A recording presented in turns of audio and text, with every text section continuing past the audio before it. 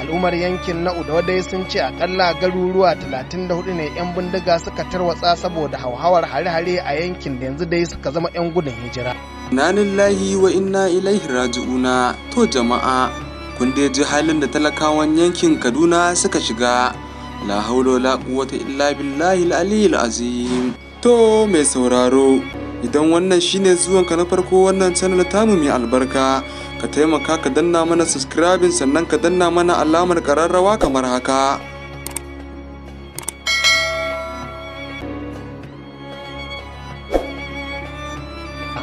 Manoma da 'yan kasuwa da dama na yankin dai yanzu sun ce sun haƙura da harkokinsu na yau da kullum saboda yadda yankin na Udawa ya zama kamar wani fagen yaƙi biyo bayan hare-haren 'yan bindigan da ake yawan gani.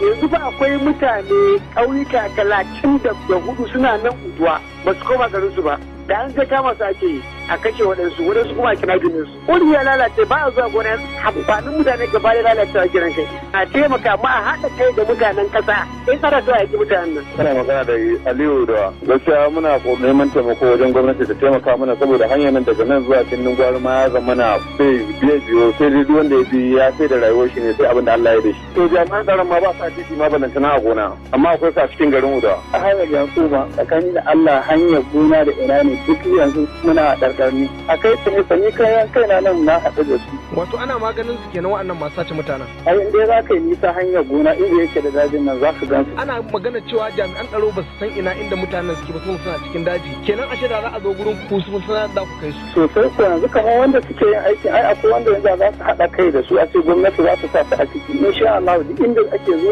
suke ɗin za a su yi amfani su.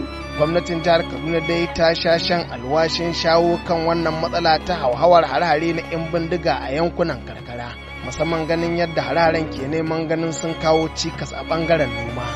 Malam Samuel Ruwan shine kwamishinan tsaro da harkokin cikin gida na jihar Kaduna, kuma ya ce har yanzu gwamnatin bata daina kokarin da take akan maganar tsaron ba. Akwai matakai daban-daban wadda gwamnati da kuma jami'an tsaro suna ɗaukawa, kuma muna da yakinin cewa insha Allah wannan matakan da ake ɗauka kwalliya za ta biya kuɗin sabulu. Mutanen suna kokawa cewa yakin da ake da 'yan ta'adda a Zamfara da suke maradowa ta daji. Kuna da wannan masaniyar? Kwarai da gaske muna da wannan masaniyar, kuma ina amfani da wannan damar mu nuna alhininmu da kuma bacin ranmu duk abin da ke samun al'ummomin da suke nan.